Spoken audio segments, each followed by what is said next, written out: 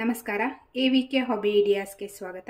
ಇವತ್ತಿನ ವಿಡಿಯೋದಲ್ಲಿ ಒಂದು ರುಚಿಕರವಾಗಿರುವಂತಹ ಮಲೆನಾಡಿನ ಪಲ್ಯದ ರೆಸಿಪಿಯೊಂದಿಗೆ ಬಂದಿದ್ದೀನಿ. ತುಂಬ ರುಚಿಯಾಗಿರುವಂಥ ಪಲ್ಯ. ಇದು ಹೇಗೆ ಮಾಡಬೇಕು ಅಂತ ನೋಡೋದಕ್ಕಿಂತ ಮುಂಚೆ ನೀವು ಇದೇ ಮೊದಲನೇ ಬಾರಿ ನಮ್ಮ ಎವಿಕೆ ಹಾಬಿ ಐಡಿಯಾಸ್ಗೆ ವಿಸಿಟ್ ಮಾಡ್ತಿರೋದು ಅಂತ ಆದರೆ ನನ್ನ ಚಾನೆಲ್ನ ಹೋಗಿ ಇವಾಗೆ ಪಟ್ ಅಂತ ಒಂದು ಸಬ್ಸ್ಕ್ರೈಬ್ ಬಟನ್ ಕ್ಲಿಕ್ ಮಾಡ್ಕೊಂಬಂದ್ಬಿಡಿ. ಆಗ ನನ್ನ ಪ್ರತಿ ನೋಟಿಫಿಕೇಷನ್ ನಿಮಗೆ ಬರುತ್ತೆ ಮತ್ತು ಎಲ್ಲರಿಗಿಂತ ಮುಂಚಿತವಾಗಿ ವಿಡಿಯೋ ನೋಡೋದಕ್ಕೆ ಸಹಾಯ ಆಗುತ್ತೆ. ಬನ್ನಿ ಫ್ರೆಂಡ್ಸ್, ಇವತ್ತಿನ ವಿಡಿಯೋದಲ್ಲಿ ರುಚಿಕರವಾಗಿರುವಂಥ ಈ ಸ್ಪೆಷಲ್ ಪಲ್ಯ ಯಾವುದು, ಹೇಗೆ ಮಾಡೋದು ಅಂತ ಕಲಿಯೋಣವಾ? ನೋಡಿ ಫ್ರೆಂಡ್ಸ್, ಒಂದು ಪ್ಯಾನ್ ತೊಗೊಂಡಿದ್ದೀನಿ. ಇದಕ್ಕೆ 1.5 ಚಮಚ ಆಗೋಷ್ಟು ಎಣ್ಣೆ ಹಾಕ್ತಾ ಇದ್ದೀನಿ.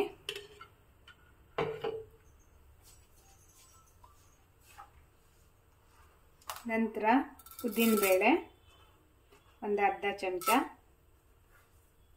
ಸಾಸಿವೆ ಒಂದು ಅರ್ಧ ಚಮಚ, ಮತ್ತು ಒಂದು ಅರ್ಧ ಚಮಚ ಆಗೋಷ್ಟು ಕಡಲೆಬೇಳೆ ಹಾಕ್ತಾ ಇದ್ದೀನಿ. ಮತ್ತು ಕರಿಬೇವಿನ ಸೊಪ್ಪು,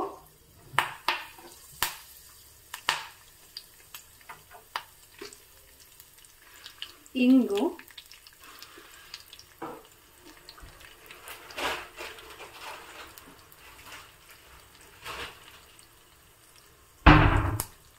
ಒಂದು ಒಣಮೆಣಸು. ನಾನಿಲ್ಲಿ ಖಾರಕ್ಕೆ ಅಂತ ಸೂಜಿ ಮೆಣಸಿನ ಪೌಡರನ್ನು ಬಳಸ್ತಾ ಇದ್ದೀನಿ. ನೀವು ಬೇಕಿದ್ರೆ ಹಸಿಮೆಣಸನ್ನು ಹಾಕ್ಕೋಬೋದು. ಚೆನ್ನಾಗಿ ಒಗ್ಗರಣೆ ಮಾಡ್ಕೊಳ್ಳೋಣ.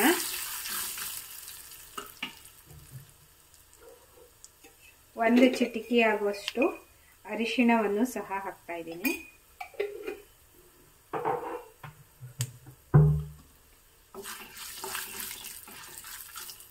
ನೋಡಿ, ಒಗ್ಗರಣೆ ಪಟ್ ಅಂತ ಆಗೋಯ್ತು. ಈಗ ನಾನು ಉಪ್ಪು ನೀರಿನಲ್ಲಿ ನೆನೆಸಿಟ್ಕೊಂಡಿರುವಂತಹ ಸಣ್ಣ ಸಣ್ಣದಾಗಿ ಇಟ್ಕೊಂಡಿರುವಂತಹ ಕಳಲೆಯನ್ನು ಹಾಕ್ತಾ ಇದ್ದೀನಿ. ಈ ಕಳಲೆಯನ್ನು ನಾನು ಆಲ್ಮೋಸ್ಟ್ ತುಂಬ ದಿನಗಳ ಹಿಂದೆನೇ ವಿಡಿಯೋ ಮಾಡಿಟ್ಟಿದ್ದೆ, ಹೇಗೆ ಹೆಚ್ಚೋದು, ಹೇಗಿಡೋದು ಅಂತ ಎಲ್ಲ. ನೀವು ಈ ರೀತಿ ಸ್ಟೋರ್ ಮಾಡಿಟ್ಕೊಂಡ್ರೆ ಆಲ್ಮೋಸ್ಟು ಹತ್ತತ್ರ 7-8 ತಿಂಗಳುಗಳ ಮೇಲೆ ಆಯಿತು ನಾನು ಈ ವಿಡಿಯೋ ಹಾಕಿ. ನೋಡಿ ಎಷ್ಟು ಫ್ರೆಶ್ ಆಗಿ ಎಷ್ಟು ಚೆನ್ನಾಗಿದೆ ಅಂತ. ಅಂದರೆ ಸ್ವಲ್ಪ ಉಪ್ಪು ನೀರಲ್ಲಿ ಹಾಕಿರೋದ್ರಿಂದ ಒಮ್ಮೆ ತೊಳೆದು ಬಿಟ್ಟು ಹಾಕ್ಕೊಳ್ಳೋದು ಒಳ್ಳೆಯದು, ಇಲ್ಲಾಂದರೆ ಉಪ್ಪುಪ್ಪೇ ಬಂದುಬಿಡತ್ತೆ. ಹಾಗಾಗಿ ನಾನಿಲ್ಲಿ ಒಂದು 3 ಕಪ್ ಆಗುವಷ್ಟು ಕಡಲೆಯನ್ನು ತಗೊಂಡಿದ್ದೀನಿ.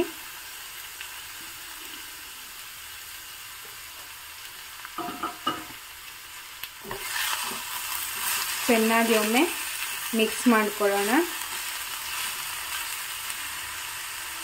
ಅದಕ್ಕೂ ಮುಂಚೆ ಇವಾಗ ನಾನು ಸ್ವಲ್ಪ ಉಪ್ಪನ್ನು ಹಾಕ್ತಾ ಇದ್ದೀನಿ. ಅಂದರೆ ತುಂಬ ಉಪ್ಪಿದೆಯಾ ಅಂತ ನೋಡಿಕೊಂಡು ಚೆಕ್ ಮಾಡಿಕೊಂಡು ಉಪ್ಪನ್ನು ಬಳಸ್ಕೋಬೋದು. ನಂತರ ಸ್ವಲ್ಪ ಬೆಲ್ಲ,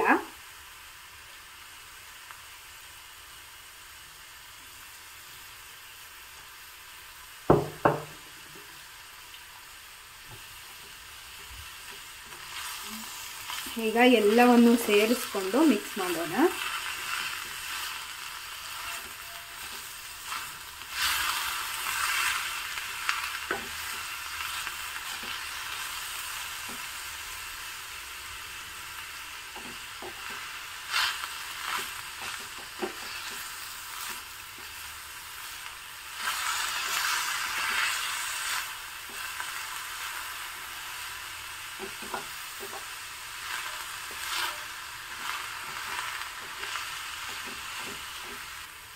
ನೋಡಿ, ಇವಾಗ 1/4 ಕಪ್ಗಿಂತ ಕಡಿಮೆ ಆಗುವಷ್ಟು, ಅಂದರೆ ಒಂದು ಚಮಚದ ಲೆಕ್ಕದಲ್ಲಿ ಹೇಳೋದಾದರೆ ಒಂದು ದೊಡ್ಡ ಚಮಚದಲ್ಲಿ 2 ಚಮಚ ಅಥವಾ 2ರಿಂದ 3 ಚಮಚ ಆಗುವಷ್ಟು ನೀರನ್ನ ಹಾಕಿದರೆ ಸಾಕಾಗತ್ತೆ.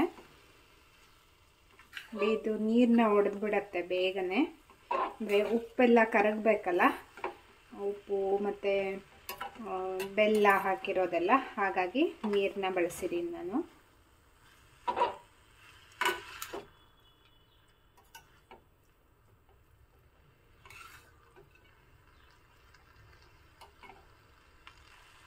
ನೋಡಿ ಇವಾಗ ಸೌಟ್ ಇಟ್ಟೆ ಮುಚ್ಚಿಬಿಡ್ತಾ ಇದ್ದೀನಿ. ಚೆನ್ನಾಗಿ ಬೇಯಿಸ್ಕೋಬೇಕು. ತುಂಬ ಹೈ ಫ್ಲೇಮ್ ಇಡೋ ಅಗತ್ಯ ಇಲ್ಲ, ಮೀಡಿಯಮ್ ಫ್ಲೇಮಲ್ಲಿ ಇಟ್ಬಿಟ್ಟು ಬೇಯಿಸ್ಕೊಳ್ಳೋಣ. ಈಗ ಬನ್ನಿ ಚೆಕ್ ಮಾಡೋಣ.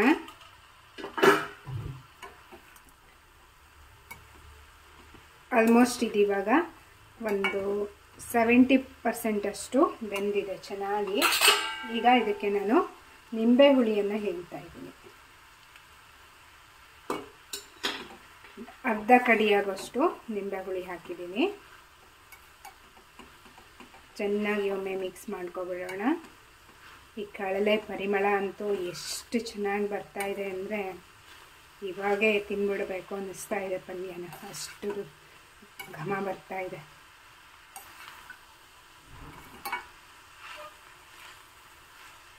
ಒಂದು ಬಿಸಿ ಬಿಸಿಯಾದ ಸಾರು ಮತ್ತು ಈ ರೀತಿಯ ಪಲ್ಯ ಇದ್ಬಿಟ್ರೆ ಅವತ್ತಿನ ಊಟ ಗಮ್ಮತ್ತಾಗಿರುತ್ತೆ.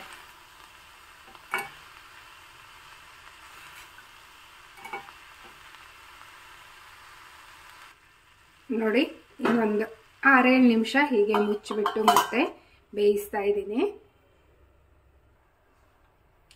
ಈಗ ನೋಡಿ ಮುಚ್ಚಿರೋದನ್ನು ತೆಗಿತಾ ಇದ್ದೀನಿ. ಎಷ್ಟು ಚೆನ್ನಾಗಿ ಬಂದಿದೆ ನೋಡಿ.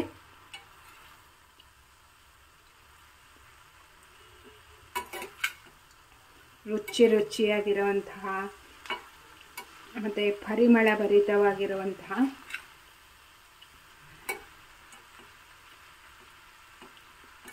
ಕಡಲೆ ಪಲ್ಯ ರೆಡಿಯಾಗಿದೆ ನೋಡಿ. ಸಿಂಪಲ್ ಆಗಿ ಮತ್ತು ಬಹಳ ಬೇಗನೆ ಮಾಡುವಂಥ ರೆಸಿಪಿ ಇದು. ಇದಕ್ಕೆ ನಾನು ಕೊತ್ತಂಬರಿ ಸೊಪ್ಪನ್ನೆಲ್ಲ ಬಳಸ್ತಾ ಇಲ್ಲ, ಯಾಕೆಂದರೆ ಕಡಲೆ ಪರಿಮಳನೇ ಚೆನ್ನಾಗಿರುತ್ತೆ ಹಾಗಾಗಿ. ಮತ್ತು ಎಕ್ಸ್ಟ್ರಾ ಕಡಲೆ ಪಲ್ಯಕ್ಕೆ ಕೊತ್ತಂಬರಿ ಸೊಪ್ಪಿನ ಹಾಕ್ತಾ ಇಲ್ಲ. ನೋಡಿ ಫ್ರೆಂಡ್ಸ್, ತುಂಬ ರುಚಿಯಾಗಿರುವಂಥ ಪಲ್ಯ ಬಹಳ ಬೇಗನೆ ಮಾಡ್ಬೋದು ಅಂತ ಹೇಳಿದೆ ಅಲ್ವಾ. ಇವತ್ತಿನ ಈ ವಿಡಿಯೋ ನಿಮಗೆ ಹೆಂಗೆ ಅನ್ನಿಸ್ತು ಅಂತ ನೀವು ಕಮೆಂಟ್ ಸೆಕ್ಷನ್ನಲ್ಲಿ ತಿಳಿಸ್ಬೇಕಲ್ವಾ. ಬಿಸಿ ಬಿಸಿಯಾಗಿರುವಂಥ ಒಂದು ತಿಳಿಸಾರು ಅಥವಾ ರಸಮ್ಮು ಜೊತೆ ಈ ರೀತಿಯ ಒಂದು ರುಚಿಯಾದ ಪಲ್ಯ ಮಾಡ್ಕೊಂಡ್ಬಿಟ್ರೆ ಕಾಂಬಿನೇಷನ್ ತುಂಬ ಚೆನ್ನಾಗಿರುತ್ತೆ. ಅನ್ನದ ಜೊತೆ ಇದು ಪರ್ಫೆಕ್ಟ್ ಕಾಂಬಿನೇಷನು. ಆದರೆ ಚಪಾತಿ, ದೋಸೆ, ರೊಟ್ಟಿ ಜೊತೆ ಎಲ್ಲ ಅಷ್ಟೊಂದು ಚೆನ್ನಾಗಾಗಲ್ಲ. ಅನ್ನಕ್ಕೆ ಸಹ ಸೂಪರಾಗಿರುತ್ತೆ. ಚಪಾತಿಗೂ ಓಕೆ ಅಂತಲೇ ಹೇಳ್ಬೋದು, ಆದರೆ ಅನ್ನದ ಕಾಂಬಿನೇಷನ್ ಮಾತ್ರ ಆವ್ಸಮ್ ಅಂತಲೇ ಹೇಳ್ಬೋದು. ತುಂಬ ಸುಲಭವಾಗಿ ನಾವು ಕಡಲೆ ಪಲ್ಯನ ಮಾಡ್ಕೋಬೋದು. ಮತ್ತು ಕಡಲೆನ ಹೇಗೆ ಹೆಚ್ಕೊಂಡು ನಾವು ಮುಂಚೆನೇ ಸ್ಟೋರ್ ಮಾಡ್ಕೋಬೇಕು ಅನ್ನೋದ್ರ ವಿಡಿಯೋ ಎಲ್ಲ ನಾನು ಆಲ್ರೆಡಿ ಹಾಕಿದ್ದೀನಿ. ಅದರ ಲಿಂಕ್ ಎಲ್ಲ ಮೇಲ್ಗಡೆ ಐ ಬಟನಲ್ಲಿ ಬರ್ತಾ ಇದೆ ನೋಡಿ. ಮತ್ತು ಕಡಲೆ ಸಾಂಬಾರಿನ ವಿಡಿಯೋನೂ ಸಹ ಹಾಕಿದ್ದೀನಿ, ಅದನ್ನು ಸಹ ಚೆಕ್ ಮಾಡಿ. ನಿಮಗೆ ಕಡಲೆ ಸಾಂಬಾರು ಹೇಗೆ ಮಾಡೋದು ಅನ್ನೋದು ಸಹ ಗೊತ್ತಾಗುತ್ತೆ. ನಿಮ್ಮ ಫ್ಯಾಮಿಲಿ ಫ್ರೆಂಡ್ಸ್ ಎಲ್ರಿಗೂ ಈ ವಿಡಿಯೋನ ಶೇರ್ ಮಾಡಿ.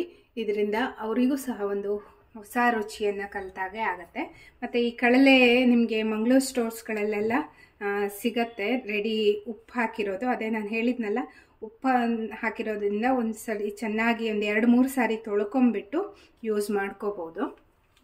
ಪಲ್ಯ ಸಾಂಬಾರೆಲ್ಲ ಮಾಡ್ಕೋಬೋದು ಫ್ರೆಂಡ್ಸ್. ಮತ್ತೆ ಒಂದು ಹೊಸ ವಿಡಿಯೋದೊಂದಿಗೆ ಭೇಟಿಯಾಗೋಣ. Until then, take care. Bye-bye. Thank you for watching, friends.